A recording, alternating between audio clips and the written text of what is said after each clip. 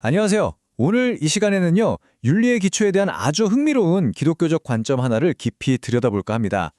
모든 건 바로 이 질문에서 시작돼요.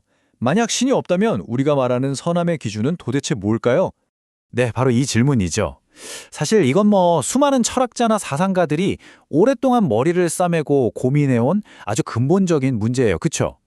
옳다, 그르다를 판단할 절대적인 기준이 만약 없다면 우리는 뭘 믿고 따라야 할까요? 그냥 내 감정?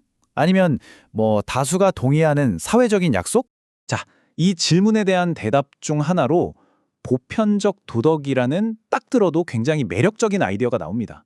이게 뭐냐면 어떤 특정 종교나 신앙이 아니라 우리 인간이라면 누구나 가지고 있는 이성 있잖아요. 이 이성을 바탕으로 우리 모두에게 적용될 수 있는 공통의 도덕 규칙을 만들 수 있지 않을까 하는 생각인 거죠. 여기서 중요한 개념이 바로 보편적 도덕주의인데요. 쉽게 말해서 종교의 도움 없이 순수하게 인간의 힘으로 우리 모두가 이건 정말 맞지 하고 동의할 수 있는 윤리 원칙을 찾아보자는 시도예요. 예를 들면 사람을 해치면 안 된다 같은 거요. 이건 어느 문화권에 가나 대부분 동의하잖아요. 바로 그런 거죠. 그런데 오늘 우리가 살펴볼 이 관점은 여기서 멈추지 않아요. 한 걸음 더 깊이 들어가서 질문을 던지는 거죠. 과연 그렇게 인간의 이성만으로 세운 도덕이 정말 튼튼한 기반을 가질 수 있을까? 하면서 그 약점을 파고들기 시작합니다. 여기서 정말 기가 막힌 비유가 하나 등장하는데요. 바로 잘려진 꽃이라는 표현입니다.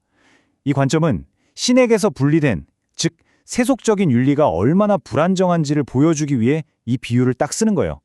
생각해보세요. 잘려진 꽃, 당장은 화병에서 정말 예쁘죠. 하지만 생명을 공급받을 뿌리가 없잖아요. 결국 시들 수밖에 없다는 거죠. 그럼 구체적으로 뭘 비판하는지 한번 볼까요? 이 관점에서 보면요, 신이라는 절대적인 기준이 없으면 도덕은 가장 근본적인 질문, 바로 왜? 라는 질문에 제대로 답을 할 수가 없게 된대요. 예를 들어, 내가 왜 손해보면서까지 착하게 살아야 하는데? 라고 누가 물으면 기껏해야 그게 사회 전체에 이로우니까? 정도밖에 대답을 못한다는 거예요. 그보다 더 깊은 궁극적인 이유를 대기가 힘들어지는 거죠. 이렇게 뿌리가 없다고 보는 도덕에서 생길 수 있는 첫 번째 심각한 문제. 이 관점은 바로 도덕적 상대주의로 빠질 위험이 있다고 경고합니다. 뭐든지 괜찮아. 이 말 되게 도발적이지 않나요? 영어로는 anything goes라고 하죠. 절대적인 기준이 사라져버리면 결국 이것도 맞고 저것도 맞아. 뭐든 상관없어 하는 식으로 가버릴 수 있다는 그 위험성을 이 한마디로 딱 보여주는 겁니다.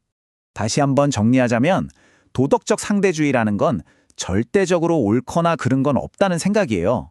모든 게 다 개인이나 문화에 따라 상대적이라는 거죠. 우리 문화에선 이게 맞는데, 내 생각엔 이게 옳은데, 이렇게 되면 모두에게 적용되는 공통의 잣대가 사라지는 셈이죠. 자, 이 관점이 제시하는 논리의 흐름을 한번 보세요. 이걸 미끄러운 경사길 논증이라고도 하는데 한번 미끄러지기 시작하면 멈출 수 없다는 거죠.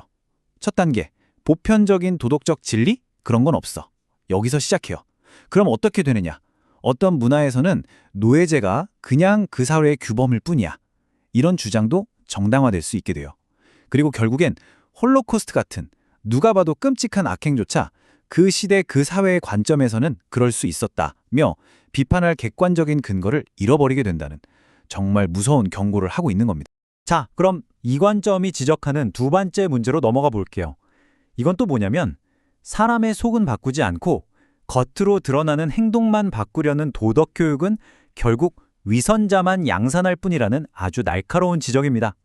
핵심은 이거예요. 머리로 이게 옳은 거야 라고 아는 거랑 실제로 그렇게 행동하는 건 완전히 다른 문제라는 거죠. 우리도 그렇잖아요. 다이어트 해야 하는 거 머리로는 다 알지만 밤에 치킨 시키는 거랑 똑같은 거죠. 윤리적 지식이 윤리적 행동을 보장해주지는 않는다는 겁니다. 정말 공감되지 않나요? 여기 두 가지 모델을 비교한 걸 보세요. 차이가 확 보이죠? 한쪽은 겉으로 보이는 행동, 규칙을 잘 지키는 데에만 집중해요. 그 결과는 위선으로 이어질 수 있다는 거죠. 반면에 다른 쪽은 그 행동을 하게 만드는 내면의 동기, 즉 마음의 변화 자체에 초점을 맞춥니다. 그래야 진정한 변화가 일어난다고 보는 거고요. 이 관점은 바로 이 둘의 차이가 하늘과 땅 차이라고 말하고 있는 겁니다.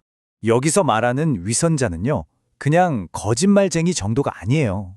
겉으로는 세상 도덕적인 척 다 하면서 속으로는 온갖 이기적인 계산을 다 하고 있는 사람. 겉과 속이 완전히 다른 그 깊은 간극을 가진 사람을 말하는 거죠. 자, 그럼 지금까지 문제점들을 쭉 살펴봤으니까 이제 이 관점이 제시하는 해결책은 과연 뭔지 한번 들어볼까요?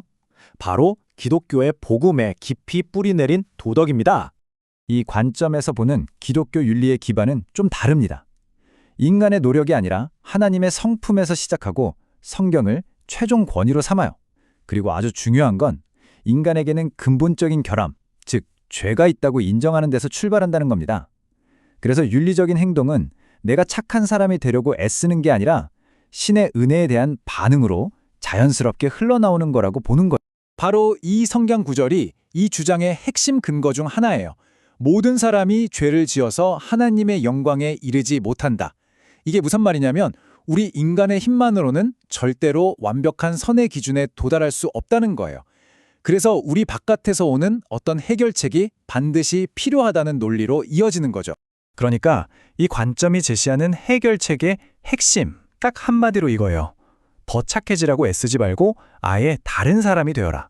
즉, 행동을 교정하는 게 아니라 존재 자체의 근본적인 변화, 내면의 변화에서 진짜 도덕이 시작된다는 겁니다. 이 표를 보면 두 시스템의 차이가 정말 한눈에 들어오죠. 자, 보세요. 문제를 진단하는 것부터가 달라요. 세속적 도덕주의는 잘못된 행동을 문제라고 보는데 복음윤리는 그 행동의 뿌리인 망가진 본성 자체가 문제라고 봐요. 그러니까 해결책도 한쪽은 교육과 규칙을 말할 때 다른 쪽은 내면의 회복을 말하는 거죠. 목표도 당연히 달라지고요. 선한 행동이냐, 변화된 마음이냐, 정말 근본부터 다른 접근 방식 아닌가요?